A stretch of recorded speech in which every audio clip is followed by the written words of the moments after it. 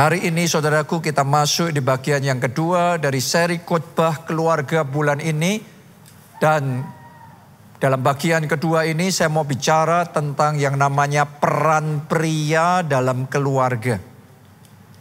Karena itu judul khotbahnya CEO keluarga. Biasanya CEO itu identik dengan companies, dengan perusahaan, Chief Executive Officer. Ya, tapi tahukah saudara ada juga CEO keluarga, ada Chief of the Family, kepala keluarganya. Kita baca dulu ya, Efesus 5 ayat 22 sampai 23. Hai istri, tunduklah kepada suamimu seperti kepada Tuhan. Karena suami adalah kepala istri. Suami adalah apa? Ditunjuk Tuhan jadi apa? Kepala istri. Tentunya juga kepala anak-anak. Kepala rumah tangga. Kepala keluarga. Tahukah saudara, di dalam keluarga yang dipilih, yang ditetapkan, yang diurapi Tuhan, jadi kepala, jadi chiefnya, jadi pemimpinnya adalah suami. Ini firman Tuhan. Suami adalah kepala istri. Sama seperti Kristus adalah kepala jemaat. Jadi dalam jemaat, kepalanya adalah Kristus. Kepala gereja adalah Kristus. Dan di dalam keluarga yang ditetapkan untuk jadi kepala oleh Tuhan adalah suami. Hari ini saya mau bicara banyak sama bapak-bapak, sama para suami di tempat ini, sama para pria, dan juga yang suatu hari akan menjadi bapak, menjadi kepala rumah tangga. Saya percaya firman Tuhan hari ini akan memperlengkapi kita semua. Tapi juga bagi para istri, bagi kita anak-anak yang masih jadi anak ya di dalam keluarga, saya yakin hari ini firman Tuhan akan banyak memberkati saudara juga. Karena kita ini satu tim di dalam keluarga, dan yang namanya tim penting sekali ngerti peranan kita, tapi juga ngerti peranan anggota yang lain. Karena dengan gitu kita bisa kerjasama, kita bisa koordinasi. Kalau kita nggak ngerti dia berperan apa, orang itu berperan apa, kita nggak tahu siapa dengan siapa kita berkoordinasi. Nah, hari ini kita mau belajar peranan suami dalam keluarga. Ternyata ditetapkan oleh Tuhan, diangkat jadi apa tadi? Chief. Kepala dalam keluarga. Oke. Seperti Kristus adalah kepala jemaat. Tapi tahukah saudara, kalau yang dipilih jadi kepala, diangkat jadi pemimpin lebih dari yang lain adalah suami, adalah bapak, adalah pria. Tahukah saudara, dia juga diberi tanggung jawab yang lebih besar dari yang lainnya. Ada tugasnya. Jadi diangkat jadi kepala itu bukan cuma sekedar gengsi. Oh, saya lebih dari kamu. No. Itu bicara tentang fungsi. Saya berdoa para pria di tempat ini bukan sekedar jabatannya pemimpin, tapi pemimpin yang berfungsi. Amin. Bapak yang optimal. Haleluya. Jadi kita harus ngerti apa tugas tanggung jawab yang Tuhan kasih buat pemimpin, buat pria. Apa itu? Baca kalimat terakhir. Dialah yang menyelamatkan tubuh.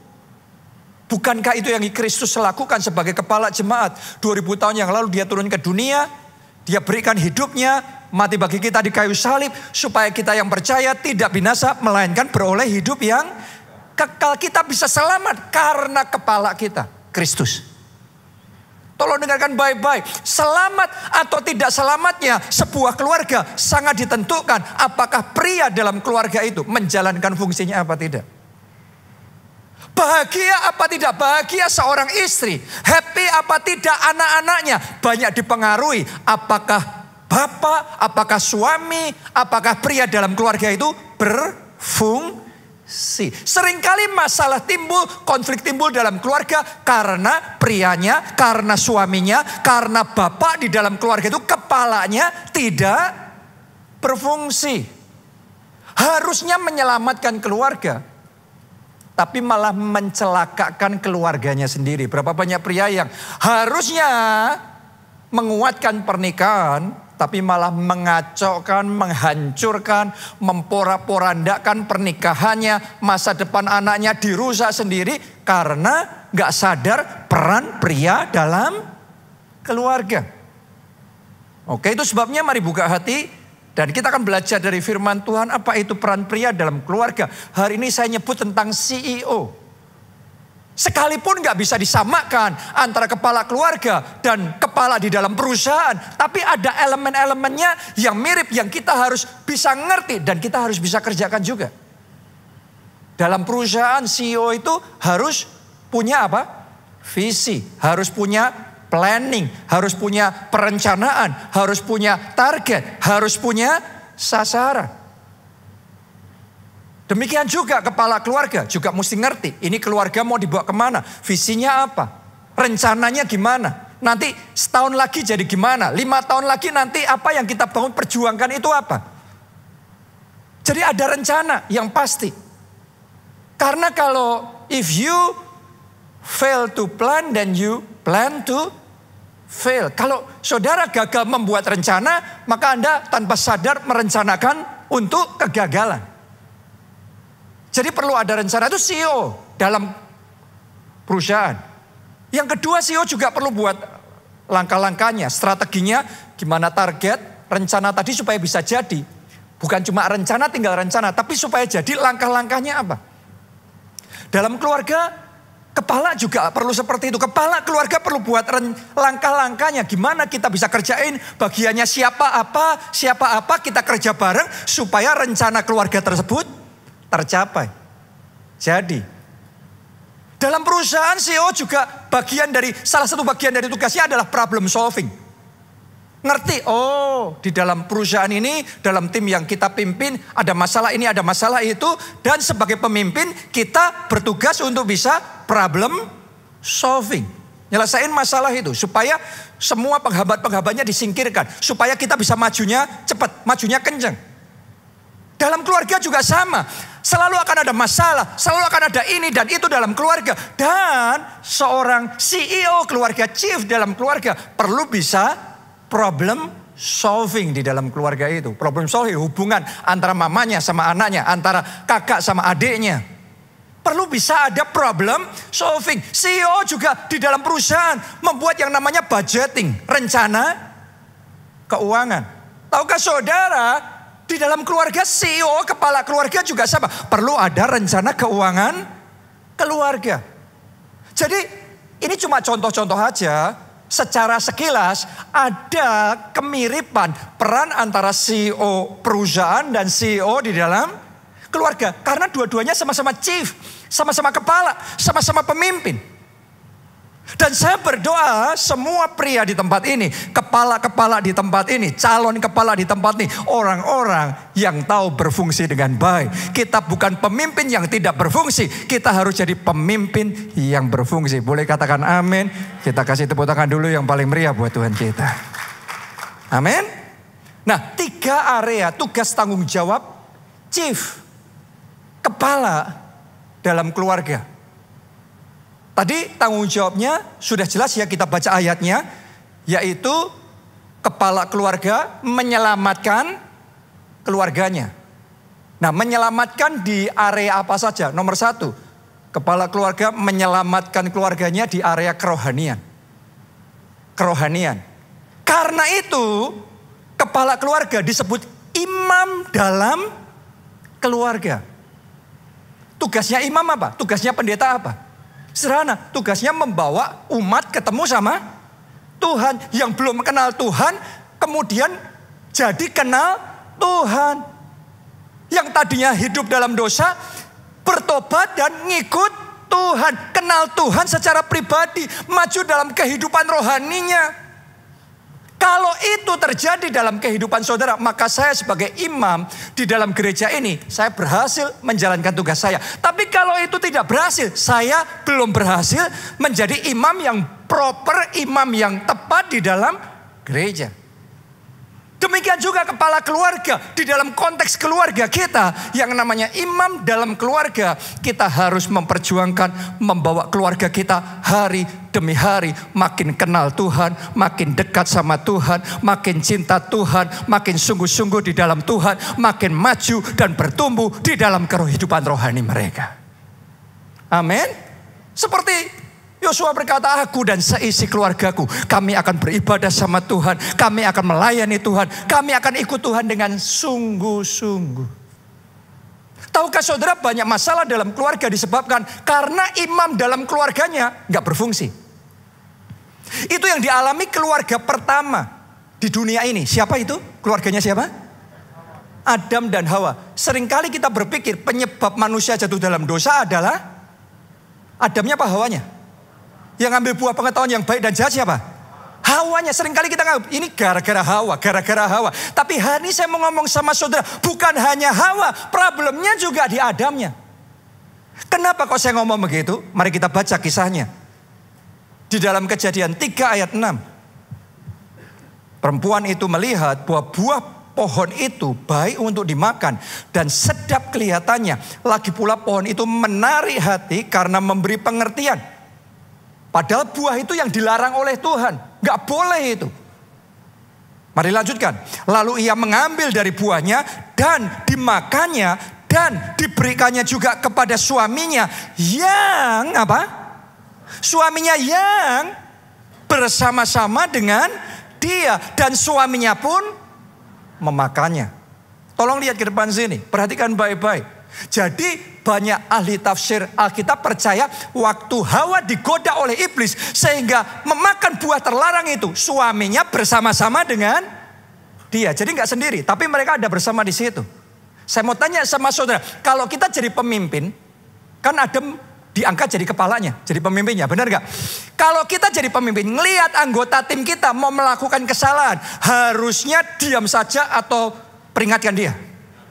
Harusnya diperingatkan. Kalau imamnya berfungsi, harusnya diperingatkan, harusnya dijaga, harusnya dilindungi. Jangan sampai berbuat salah. Tapi instead Adam diam saja. Ini imam yang pasif, imam yang tidak menjalankan tanggung jawabnya. Bukan dia yang ngambil pertama buah itu, tapi dia diam saja. Seringkali kita salah bukan karena kita melakukan kesalahan, kita salah karena kita tidak mengerjakan fungsi kita. Itu jadi masalah. Bahkan setelah Hawa jatuh dalam dosa, ambil buah, makan buah terlarang itu, terus dicatat tadi, dikasih sama Adam. Harusnya sebagai pemimpin yang baik, kalau ngelihat anggota timnya salah, apa yang harus dilakukan? Ngajak untuk bertobat. Besok jangan lagi gitu ya, dinasihati dengan baik. Harusnya kamu minta ampun sama Tuhan. Ayo datang bersama-sama minta ampun sama Tuhan. Saya percaya kalau ada melakukan itu, ada pengampunan, ada pertobatan, maka ada pemulihan. Tapi instead melakukan itu, yang dilakukan Adam, diam saja, malah nerima, ngikutin. Yang mana yang dipimpin, yang mana yang memimpin. Akhirnya dua-duanya jatuh dalam dosa. Gara-gara salah satu penyebabnya, imamnya tidak berfungsi. Imamnya pasif. Tahukah saudara, banyak konflik keluarga terjadi karena imamnya pasif. Terserah mama ngikutin istri terus, gak memimpin keluarganya.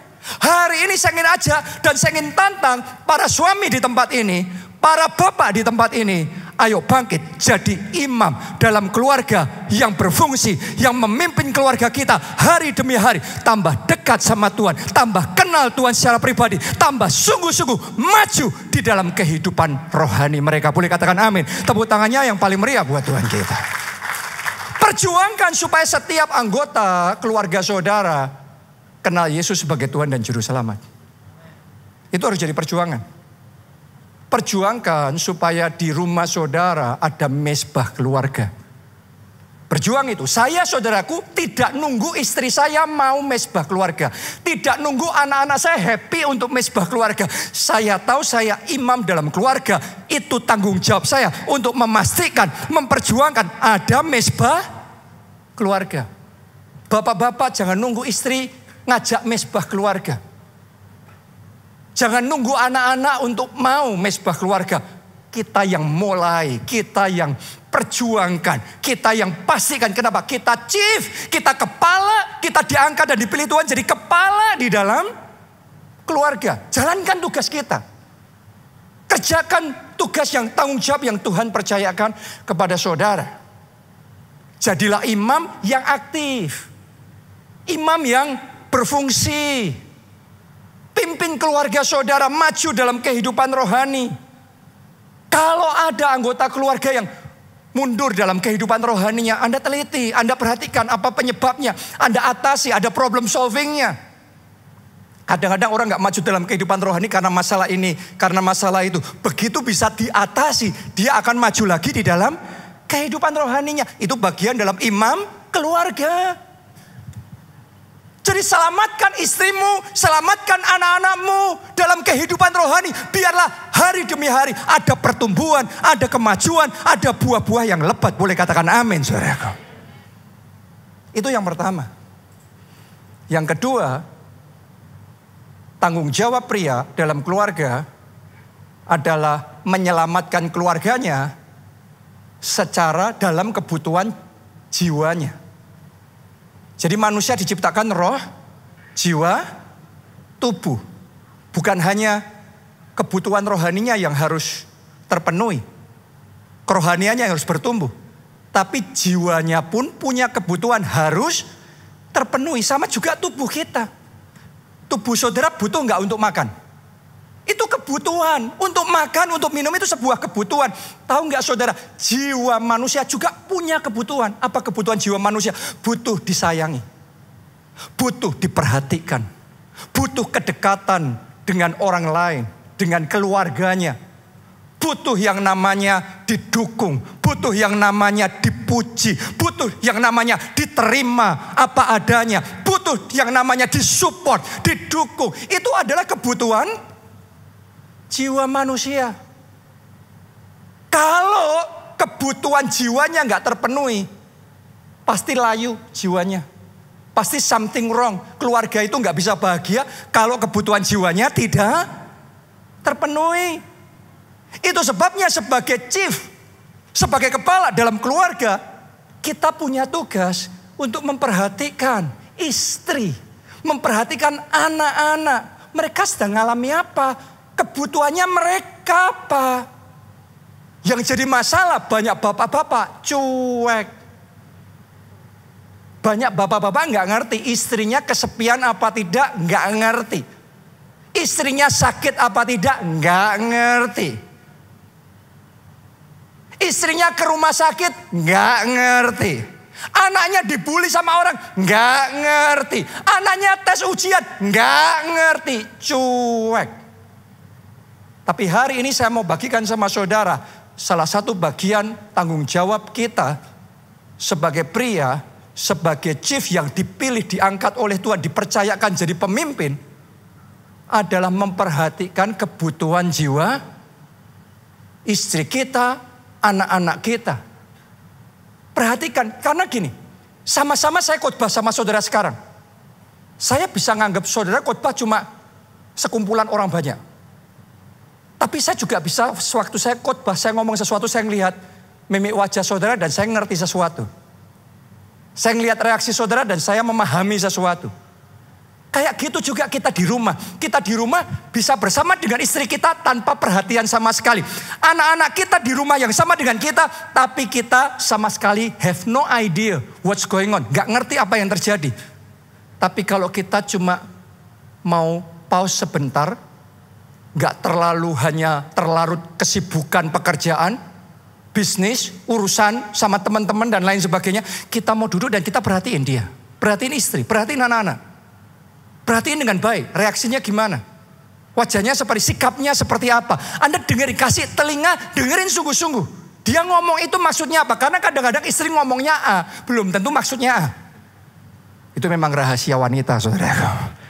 Kalau ngomong A itu harus dipahami, harus dihayati. Ngerti di balik itu ada apa.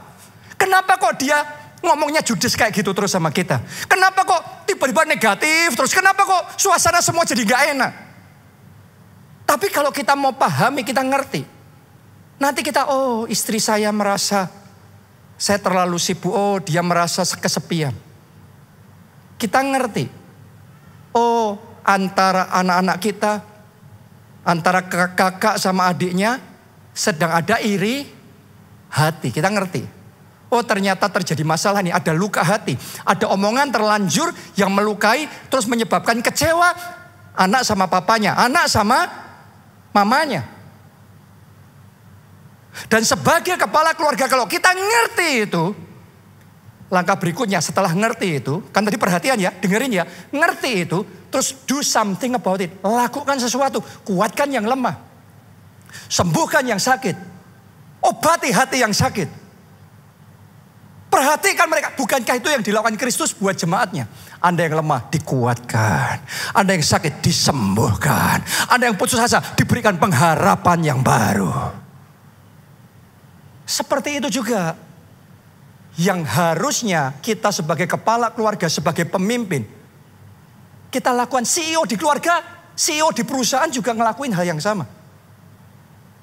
CEO di rumah, di dalam keluarga juga perlu melakukan hal yang sama. Kita menguatkan, kita membangun. Kita pastikan setiap anggota keluarga kita kebutuhan jiwanya terpenuhi. Hatinya bukan kering dan kosong, tapi hatinya penuh dengan kasih ilahi yang daripada Tuhan memenuhi hatinya. Ada kepuasan, ada ketenangan, ada sukacita yang melimpah. Sehingga anak-anak kita nggak kering dari kasih, nyari di luar, terlibat pergaulan yang salah. Tapi di rumah, dalam keluarganya sudah kepenuhan dan dipuaskan dengan kasih dari orang tuanya, dengan kasih surgawi yang dari atas. Boleh katakan amin. Tepuk tangannya yang paling meriah buat Tuhan kita. Sehingga di rumah mereka merasa diterima. Di rumah mereka merasa dipuji. Mereka merasa punya tempat. Mereka merasa diperhatikan. Mereka merasa dikuatkan. Bapak-bapak, para suami, itu tugas kita loh. Ada bagiannya istri, benar istri perlu melakukan ini, perlu melakukan itu, betul. Tapi hari ini saya mau ngomong sama saya sebagai kepala. Pada akhirnya kita harus sadar tanggung jawab utamanya sama kita. Kenapa? Karena kita yang diangkat jadi kepala, pimpinannya. Saya di dalam memimpin kalau berurusan dengan banyak departemen, tentunya di dalam setiap departemen, setiap tim itu ada banyak orang. Tapi tanggung jawab utama yang diminta dari siapa? Pemimpinnya. Ada pemimpin yang take responsibility. Kalau ada salah-salah ini saya. Tapi ada pemimpin yang kalau salah-salah selalu anak buahnya yang salah. Semuanya anak buahnya.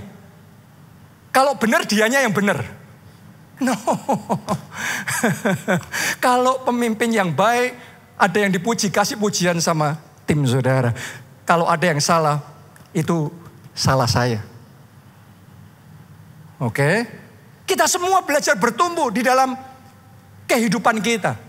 Termasuk sebagai pria, sebagai kepala, mari kita bertumbuh. Dalam setiap area ada yang area tertentu kita sudah kuat.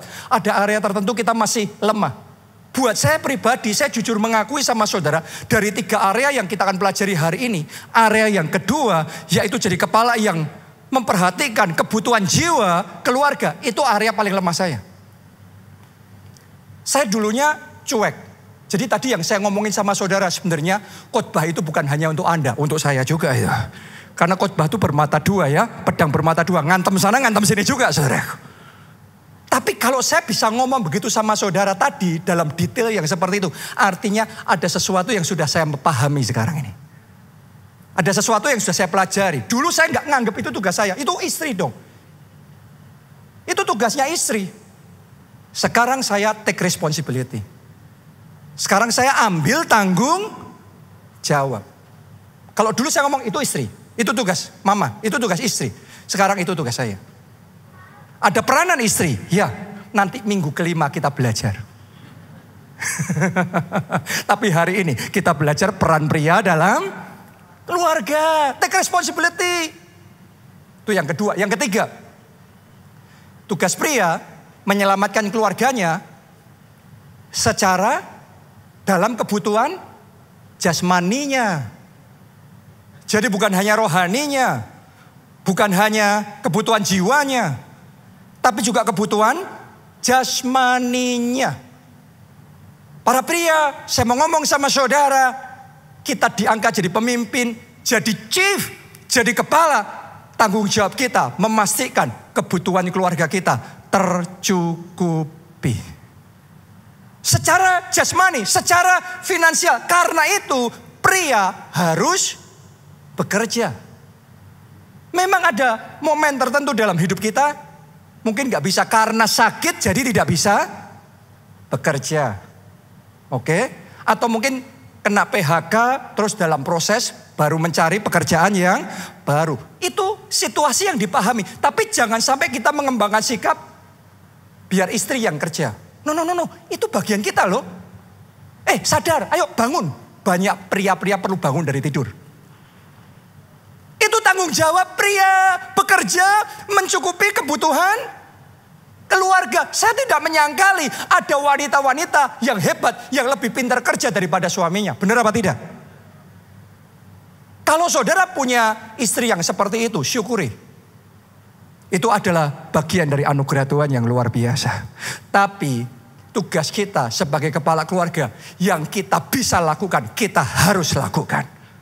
Kita harus bekerja. Kontribusi kita mungkin gak sebesar dia, tetapi dalam kapasitas yang kita bisa lakuin, mari kita lakukan. Karena itu pertama kali Tuhan menciptakan manusia, Tuhan menciptakan Adam. Sebelum dia pertemukan sama Hawa, Tuhan suruh Adam ngapain? Kerja.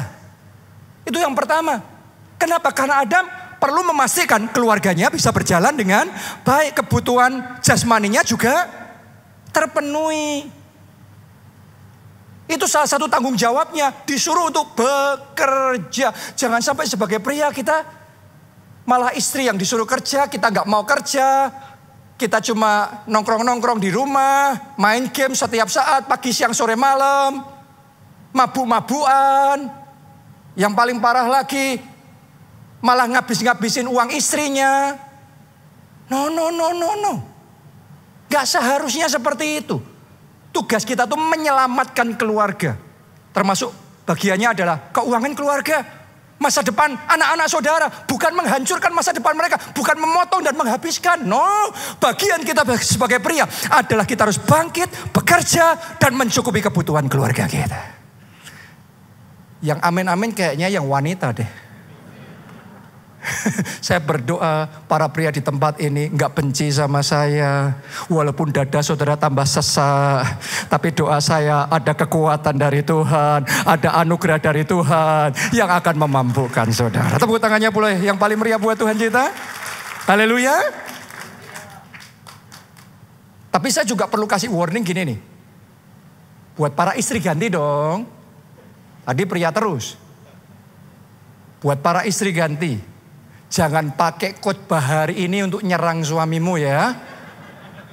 Ingat gak khotbahnya Pak Jonathan tadi? Ribut itu di rumah. Nanti bukannya jadi baik, bubar semuanya. No. Ingat baik-baik para wanita, para istri, Anda dipanggil oleh Tuhan, Anda dipilih oleh Tuhan jadi penolong. Bukan perongrong. Bukan penuntut. Anda buktiin omongan saya kalau Anda pakai khotbah ini untuk nuntut dan untuk nyala-nyalain suami saudara, banding-bandingin suami saudara dengan yang lainnya, keluargamu tambah hancur. Suamimu tambah tidak berdaya. Tambah gak bisa apa-apa. Gak ada orang yang dituntut-tuntut, gak ada orang yang disalah-salahin terus kemudian keluarganya jadi indah, harmonis. Rahasianya salah-salahkan suamimu. Tuntut dia dengan kasar. Gak ada rumusnya kayak gitu. Boleh katakan amin. Haleluya. Jadi ternyata saya tanya sama saudara. Tugas pria sebagai kepala keluarga ringan apa berat? Gak main-main loh. Makanya pria itu diangkat jadi kepala, jadi pemimpin. Itu bukan jabatan kosong. Tapi ada tugas yang besar. Tanggung jawab yang besar. Yang Tuhan berikan sama kita. Siapa yang mau melihat pria-pria di tempat ini. Pria-pria keluarga Allah. Suami-suami, bapak-bapak yang ada di tempat ini. Jadi pria-pria yang bisa berfungsi dengan maksimal sesuai dengan panggilan Tuhan, sesuai dengan rencana Tuhan. Boleh angkat tangan saudara, boleh kita kasih tepuk tangannya yang paling meriah buat Tuhan kita. Mau keluargamu bahagia? Mau keluargamu berhasil? Mau keluargamu jadi? Kuncinya yang pertama, buat para pria, andalkan Tuhan. Karena kalau nggak ngandalin Tuhan, berat saudara. Ini khotbah nih gampang ngotbahin gini, jalaninya itu. Kadang sebagai pria kita akan merasa, duh berat banget nih ya. Dituntut terus nggak habis-habis nih. Sudah berusaha kita ngelakuin maksimal, masih kurang lagi. Berapa banyak dari saudara familiar dengan perasaan itu? Saya mau bacakan sama saudara satu firman Tuhan dalam Alkitab. Kisah tentang Musa yang ngerasakan perasaan yang persis seperti itu. Karena dia diangkat Tuhan jadi chief. Jadi kepala atas bangsa Israel. Tanggung jawabnya lebih besar lagi. Mari kita lihat perasaannya Musa. Bilangan 11 ayat 10 sampai 12. Ketika Musa mendengar bangsa itu, yaitu orang-orang dari setiap kaum, menangis di depan pintu kemahnya, bangkitlah murka Tuhan dengan sangat. Dan hal itu dipandang jahat oleh Musa. Lalu berkatalah Musa kepada Tuhan, mengapa kau perlakukan hambamu ini dengan buruk? Dan mengapa aku tidak mendapat kasih karunia di matamu? Sehingga engkau membebankan kepadaku tanggung jawab atas seluruh bangsa ini. Coba saudara renungkan, Musa merasa bebannya berat apa ringan? Berat itu. Bapak-bapak, mungkin kau juga merasa berat. Suami, mungkin kau merasa berat. Para pria di sini mungkin, wah nggak gampang ya. Nggak gampang memang. Lanjutkan lagi. Musa ini berkeluh kesah saudara. Akukah yang mengandung bangsa ini? Atau akukah yang melahirkannya? Sehingga engkau berkata kepadaku, pangkulah dia seperti pak pengasuh memangku anak yang menyusun, berjalan ke tanah yang kau janjikan dengan bersumpah kepada nenek moyangnya. Dia ngerasa disuruh jadi pak pengasuh. Disuruh mangku bangsa itu. Siapa di sini yang ngerasa kayak beban keluarganya semuanya di pundaknya? Kayak harus nanggung semuanya. Dan Anda merasa gak berdaya. Anda merasa gak mampu. Jujur saya mau ngomong sama saudara. Saya sendiri juga gak mampu. Untuk ngerjain semua tugas tanggung jawab sebagai kepala dalam keluarga. Karena itu kita butuh Tuhan. Andalkan Tuhan saudaraku, andalkan Tuhan. Kalau engkau mengandalkan Tuhan, ada kekuatan ekstra yang Tuhan berikan kepada saudara. Ada anugerah Tuhan yang memampukan saudara. Sama-sama engkau bekerja, kalau engkau bekerja sendiri terbatas. Tapi ketika engkau bekerja dan engkau disertai Tuhan, ada pertolongan dari Tuhan. Ada kemurahan Tuhan. Engkau berjuang yang engkau bisa lakukan, tapi Tuhan yang membuka pintu. Tuhan yang mempertemukan dengan orang yang tepat. Tuhan ngasih kesempatan-kesempatan yang luar biasa buat saudara. Karena Tuhan yang menolong, maka kita berhasil. Yang harusnya kita gagal, kita jadi berhasil. Karena dimampukan oleh Tuhan. Karena itu andalkan Tuhan. Kalau kita sendiri disuruh ngerti istri terus, memahami, ngertiin anak terus. Lama-lama kasih manusia itu terbatas loh. Capek juga. Kayak mobil bensinnya bisa empty. Kasihnya juga bisa empty. Habis. Kesabarannya habis. Kesabaran pengertiannya sama anak habis. Tapi kalau saudara andalkan Tuhan, kasih dari Tuhan akan ekstra mengisi hidup saudara. Akan memenuhi dan memampukan hidup saudara. Andalkan Tuhan. Bapak-bapak andalkan Tuhan. Suami-suami andalkan Tuhan. Dan terima kekuatan yang baru yang daripada Tuhan. Amin. Yang kedua, supaya firman ini bisa berhasil. Keluarga kita bisa sukses. Bahagia. Bukan hanya butuh dari pihak prianya, dari pihak suami, dari pihak bapaknya untuk berfungsi. Mengandalkan Tuhan. Tapi juga butuh di sisi yang lain. Butuh anggota timnya mendukung. Butuh istri yang mendukung. Gak ada yang amin? Butuh anak-anak yang mendukung. Saya mau ngomong begini sama saudara ya. Jangan cuma menuntut.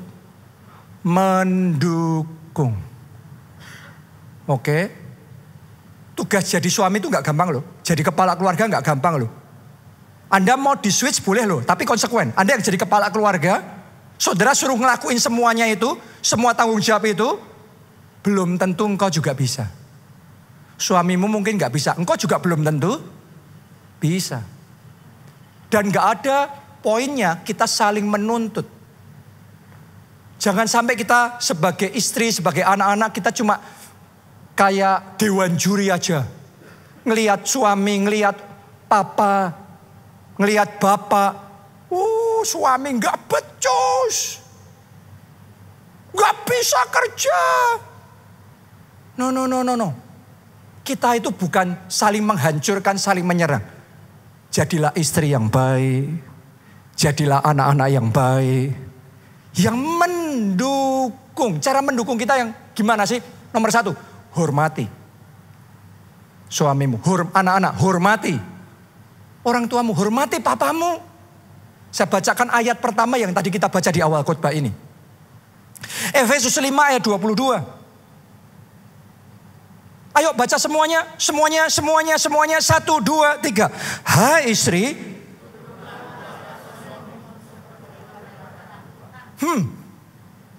Tunduklah kepada suamimu. Cara tunduknya kepada suami diperjelas.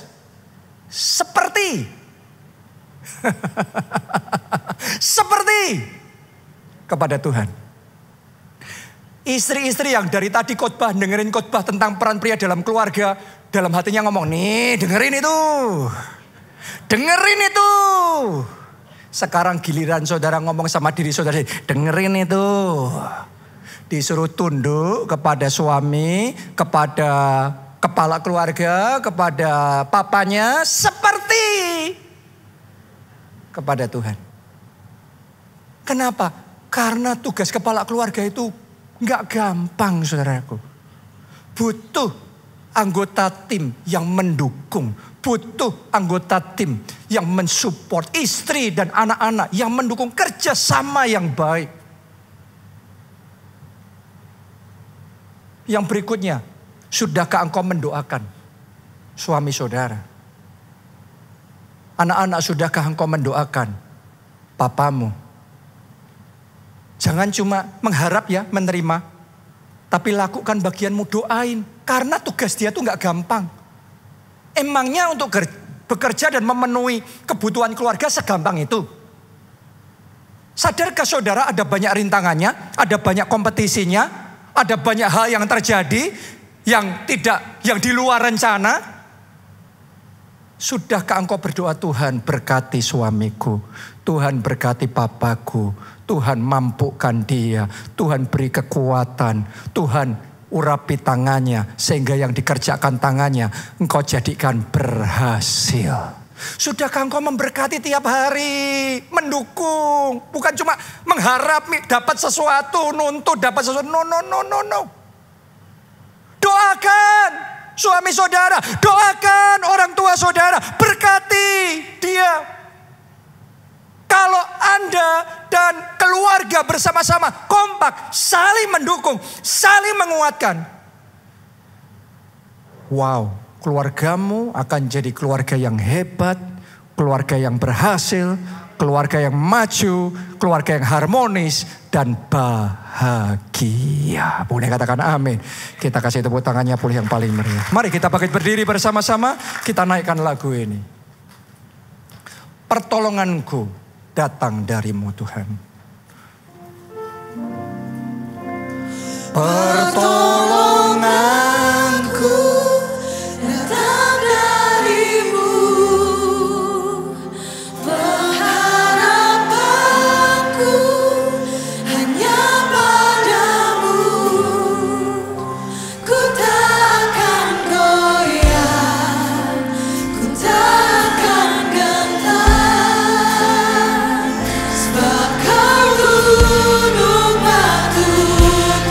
Mari semuanya angkat dua tanganmu, katakan. Pertolonganku datang darimu, pengharapanku hanya padamu.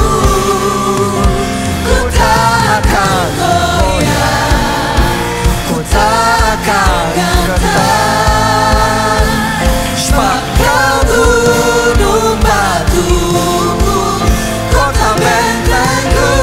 Pertolonganku datang darimu, pengharapanku hanya padamu.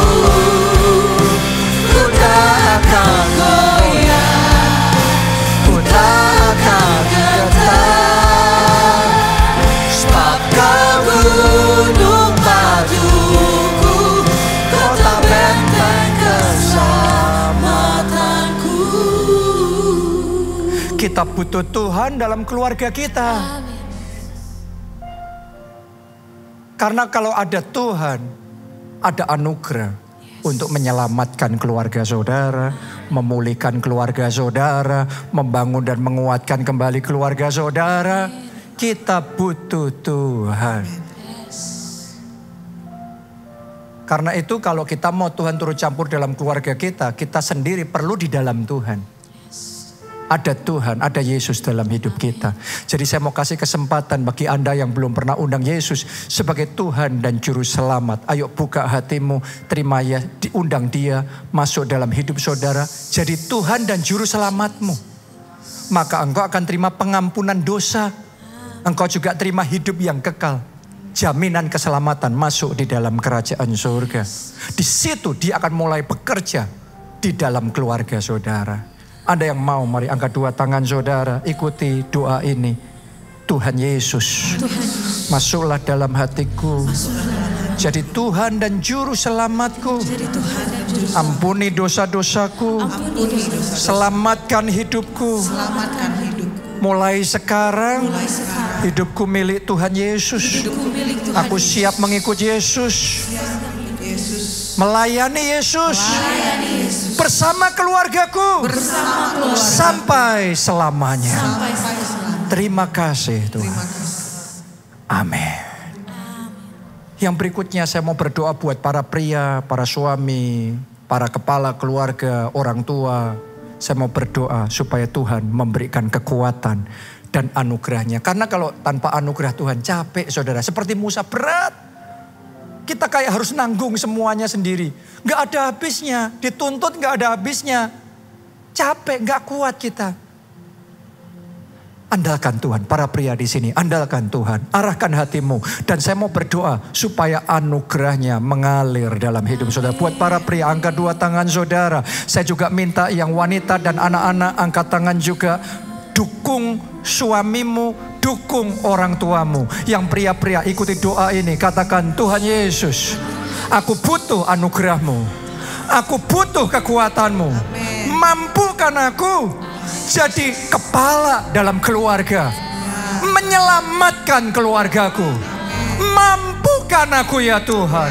Mari masing-masing kita angkat suara kita. Berurusan pribadi dengan Tuhan. Doa saudara langsung sama Tuhan. Biar anugerahmu mengalir saat ini. Anugerahmu yang memampukan. Anugerahmu yang menguatkan. Anugerahmu yang melengkapi. Yang menyempurnakan. Karena di dalam kelemahan kami justru sempurna kuasa Tuhan dalam keluarga kami. Mampukan Tuhan pria-pria di tempat ini bangkit jadi pria-pria keluarga Allah. Imam dalam keluarga, kepala keluarga yang bertanggung jawab, yang maksimal, yang berkenan, yang menyenangkan hati Tuhan. Mampukan kami ya Tuhan. Mampukan kami ya Tuhan.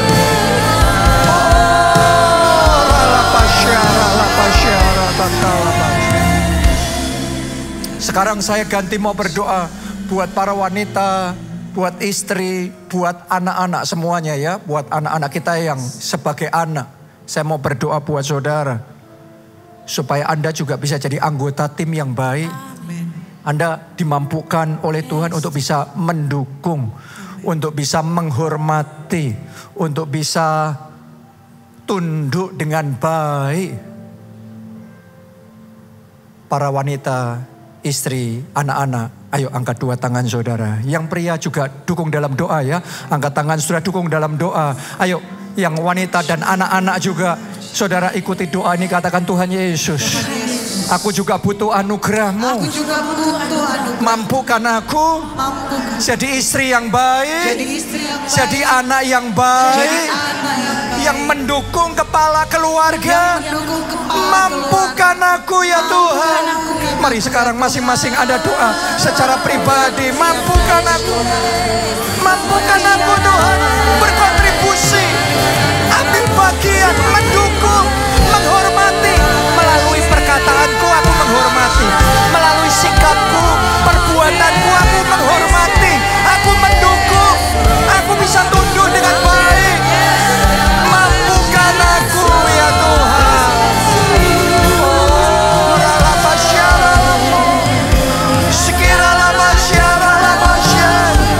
Anugerah-Mu mengalir,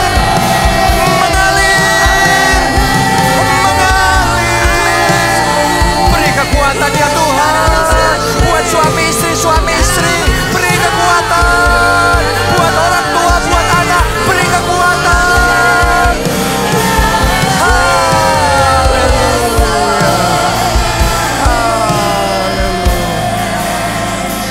Yang terakhir, saya mau berdoa buat saudara single parent.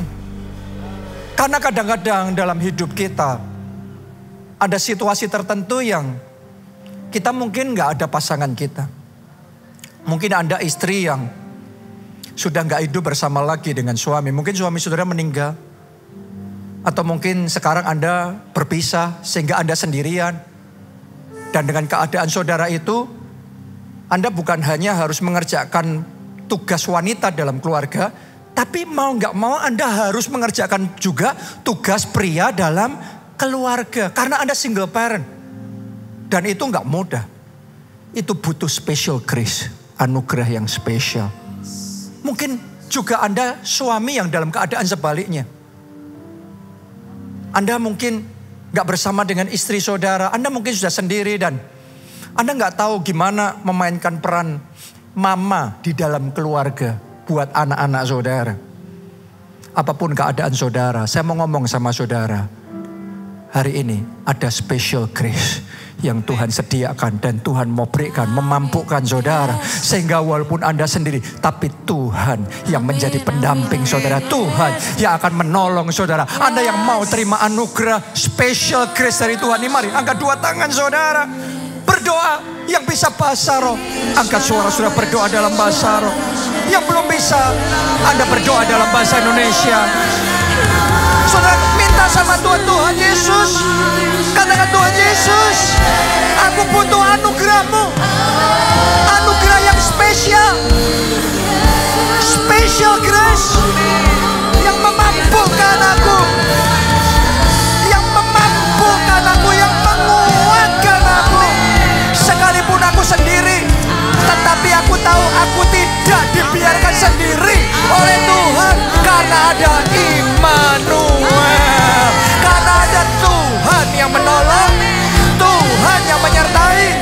Karena itu sekarang terima anugerah yang spesial ini, terima. Pertolonganku datang dari terima saudara pertolongannya, anugerahnya, kekuatannya.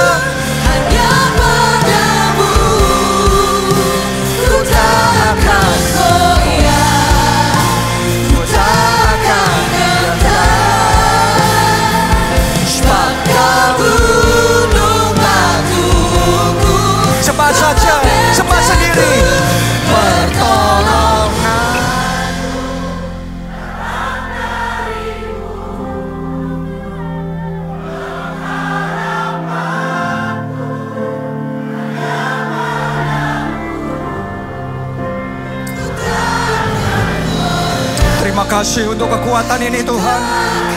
Terima kasih untuk penghiburan anugerah-Mu.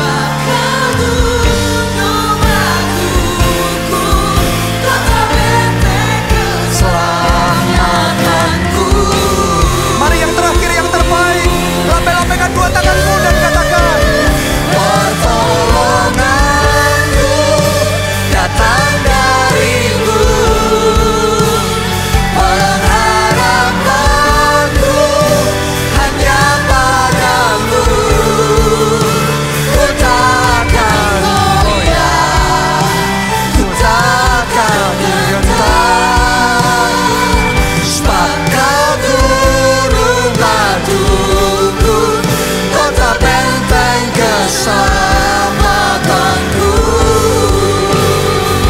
Sebab Kau gunung batuku, kota benteng keselamatanku. Sebab Kau gunung batuku, kota benteng keselamatanku.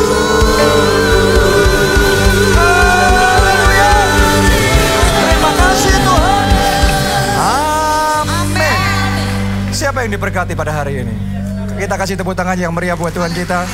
Sementara tadi kita menyembah Tuhan, saya itu ngerasain dalam alam roh, dalam impresi, dalam spirit saya, itu anugerah mengalir dan mengalir, mendatangkan kesembuhan, mendatangkan pemulihan di dalam keluarga kita. Amin. Ada dua pengumuman saja saya mau bagikan. Nomor satu, bulan ini kita ada rekrutmen pelayanan. Jadi buat jemaat, saya dorong saudara, ayo pakai waktu, pakai talenta, pakai tenaga saudara, ayo melayani Tuhan.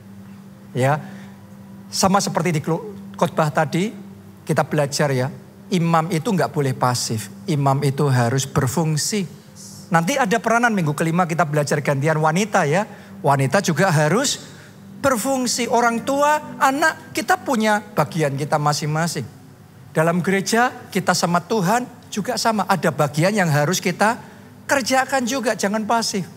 Ayo pakai waktu saudara melayani Tuhan.